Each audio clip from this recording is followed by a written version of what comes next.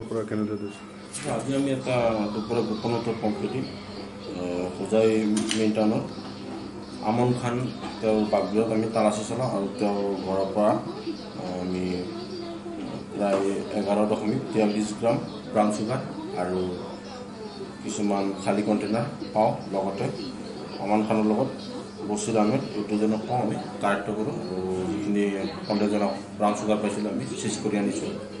আজি এটা গোচৰ ৰুজু কৰা হৈছে আৰু তেওঁলোকক এৰেষ্ট কৰা হৈছে এই গোচৰ সংক্ৰান্তে আৰু অহাকালি মহামান্য আদালতলৈ প্ৰেৰণ কৰা হ'ব।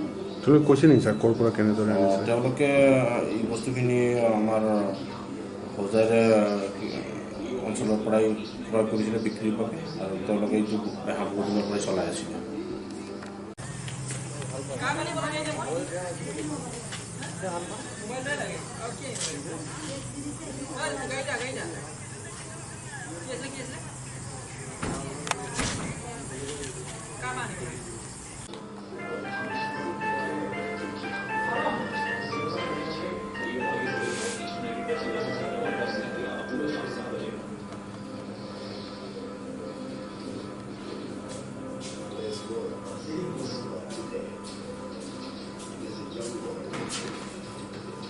এই দুটা ল'ৰা যে আছে ড্ৰাগছৰ কোনোবা লগত লৈ ল'ব পটকৈ দৌৰিব কিন্তু